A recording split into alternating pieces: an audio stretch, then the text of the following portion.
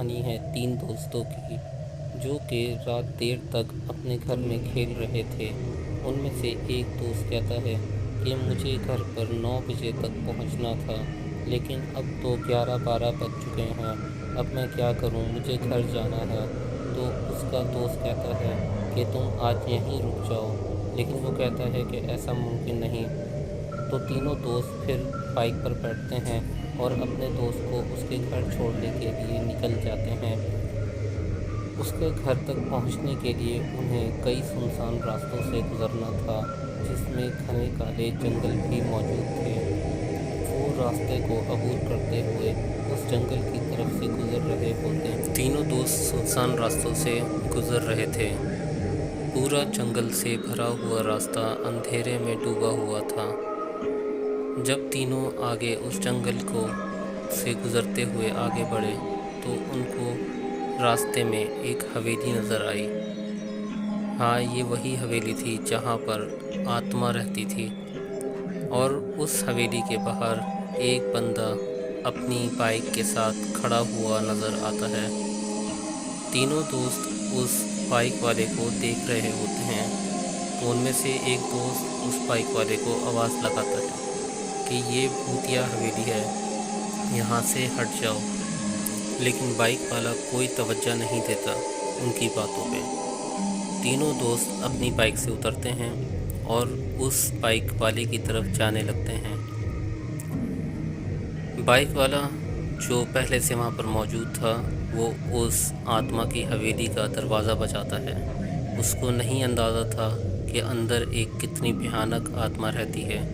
तीनों दोस्त डर के मारे बाइक के पीछे छुप गए, क्योंकि उन्हें अंदाज़ा था कि वो आत्मा किस तरह से लोगों का शिकार करती है और वो अपने बल्ले से सर फोड़ देती है। अचानक दरवाज़ा खुलता है और आत्मा उस बाइक वाले को अंदर ले जाती है। तीनों दोस्त बहुत परेशान हो जाते हैं कि अब वो क्या कर सकते हैं। तो उनमें से एक दोस्त कहता है कि हमें उसको बचाना चाहिए, लेकिन दूसरा दोस्त कहता है कि हम तो खुद डरते हैं कि वो आत्मा हमें मार न दे। तीनों इस बारे में मशवरा कर रहे होते हैं। तो उनमें से एक दोस्त कहता है कि हमें उसकी ज़िंदगी बचानी चाहिए और हमें ये ख़तरा उठाना चाहिए। तो तीनों दोस्त फिर इस बात पर मुत्तफ़िक़ हो जाते हैं। फिर वो सोचते हैं कि हमें आगे बढ़ना चाहिए। वो उस हवेली को गौर से देख रहे होते हैं कि किस रास्ते से हवेली के अंदर जाया जाए। तो उन्हें छत पर एक सीढ़ी नज़र आती है। वो दोनों दोस्त मिलकर अपने तीसरे दोस्त को किसी तरीके से छत तक पहुंचाते हैं ताकि वो ऊपर पहुंचकर उनकी मदद कर सके और बाकी दोनों दोस्तों को ऊपर बुला सके, ताकि हवेली में पहुंचने का यहाँ से रास्ता नज़र आ सके और उस इंसान की जान बचाई जा सके। पहला दोस्त सीढ़ी को नीचे की तरफ करता है और अपने दोनों दोस्तों को कहता है कि आ जाओ ऊपर, ताकि वो तीनों मिलकर उस अनजान शख्स की जान बचा सकें। दोनों दोस्त जब ऊपर पहुंच जाते हैं अपने तीसरे दोस्त के साथ, तो वो फिर आगे के रास्ते के लिए आपस में बातचीत करते हैं कि हमें कहां से रास्ता मिलेगा इस हवेली में जाने का। हम ऊपर तक तो आ गए हैं, अब आगे क्या करना है। तो अभी इसका मशवरा होता है और तीनों दोस्त एक सिमत की जानिब चलना शुरू करते हैं और ये देखने की कोशिश करते हैं कि कोई ना कोई दरवाज़ा, कोई ना कोई खिड़की ऐसी खुली होगी कि जहाँ से हम अंदर जा सकेंगे। तो उनमें से एक दोस्त एक दरवाज़े के करीब पहुँचता है और देखता है कि क्या वहाँ से हम अंदर जा सकते हैं। तो दूसरा दोस्त कहता है कि अगर आत्मा इस दरवाज़े के पीछे ही खड़ी हुई तो हम क्या करेंगे। फिर वो बोलता है हमें और ऊपर छत की तरफ से जाना चाहिए। तो उनमें से एक दोस्त अपनी सीढ़ी जो उन्होंने अभी नीचे लगाई थी उसको खींचकर ऊपर की तरफ ले आता है और ऊपर की छत की तरफ उस सीढ़ी को लगा देता है। फिर उनमें से एक दोस्त ऊपर जाता है और बाकी दो उसके पीछे पीछे आते हैं। तीनों दोस्त ये फ़ैसला करते हैं कि हम सबसे ऊपर वाली छत के ज़रिए नीचे जाएंगे और उस अनजान शख्स को मरने से बचाएंगे। तीनों दोस्त छत पर पहुंचकर اس طرح تینوں دوست چھت پر پہنچ جاتے ہیں اور ادھر ادھر کا نظارہ کر رہے ہوتے ہیں۔ کالی گھنی رات کے علاوہ وہاں کچھ نظر نہیں آ رہا ہوتا۔ پورا جنگل اندھیرے میں ڈوبا ہوا ہوتا ہے اور سناٹے کی آوازیں چھائی ہوئی ہوتی ہیں۔ پھر تینوں دوست مل کر دوسری طرف چلنا شروع کرتے ہیں تاکہ وہ اس راستے تک پہنچ سکیں جہاں سے وہ اس انسان کو بچا سکیں۔ لیکن اچانک ان کا ایک دوست چھت ٹوٹنے کی وجہ سے نیچے گر جاتا ہے اور وہ وہاں گر کر بے ہوش ہو جاتا ہے۔ دونوں دوست پریشان ہو جاتے ہیں۔ وہ کہتے ہیں کہ یقیناً آتما نے اس کے گرنے کی آواز سن لی ہوگی۔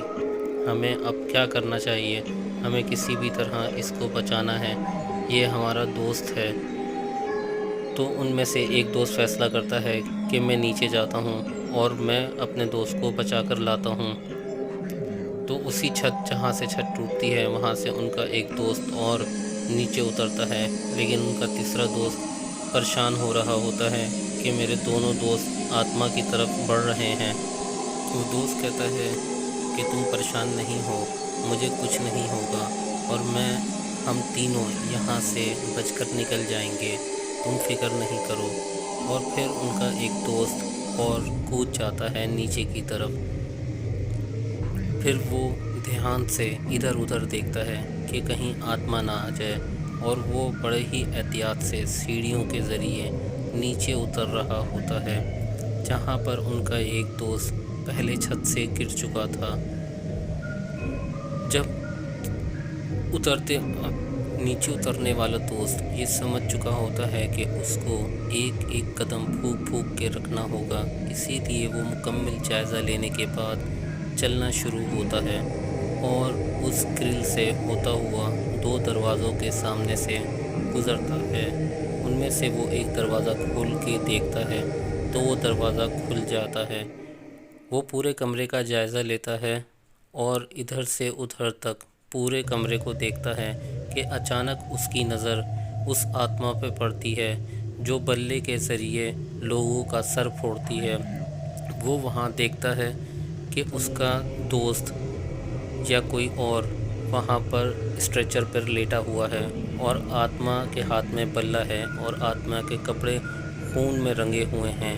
وہ یقیناً اس سے پہلے بھی کئی لوگوں پر حملہ کر چکی تھی، اسی وجہ سے اس کے کپڑوں پر خون لگا ہوا تھا۔ آتما کو اس بندے کی آہٹ کا احساس ہو جاتا ہے اور اسے اندازہ ہو جاتا ہے کہ اس کی حویلی میں کوئی اور بھی گھس آیا ہے۔ تو وہ دوست ہوشیاری سے ایک کمرے میں چھپ جاتا ہے اور وہ جیسے ہی آتما نیچے اتر کے جاتی ہے تو وہ فوراً کمرہ کھول کر دیکھتا ہے، اور جیسے ہی وہ دیکھتا ہے کہ آتما جا چکی ہے تو وہ سوچتا ہے کہ میں اپنے دوست کو فوراً بچاؤں، اور وہ اسی کمرے میں واپس جاتا ہے جہاں ابھی آتما اس کے دوست کو مارنے والی تھی۔ دوست جب کمرے میں جاتا ہے تو وہ اپنے دوست سے کہتا ہے کہ تم گھبراؤ نہیں، میں تمہیں یہاں سے بچا کر لے جاؤں گا۔ لیکن وہ دیکھتا ہے کہ اس کا دوست تو بے ہوش ہوا ہے۔ آتما نے یقیناً اس کے سر پہ ڈنڈا مارا تھا، اسی لیے وہ اپنے دوست کو اٹھاتا ہے اور آگے بڑھتا ہے کیونکہ اس کا دوست اب چل نہیں سکتا تھا، وہ بے ہوشی کی حالت میں تھا۔ تو اس طرح وہ اپنے دوست کو گود میں اٹھائے دروازے کی طرف بڑھتا ہے۔ وہ دروازہ کھول کر اسی راستے سے واپس جانے کا سوچتا ہے اور اپنے چھت والے دوست سے کہتا ہے کہ میں اپنے دوست کو بچا کر لے آیا ہوں اور تم یہاں پر سیڑھی لگانے کا انتظام کرو تو میں اس کو اس سیڑھیوں کے ذریعے اوپر لے آؤں گا۔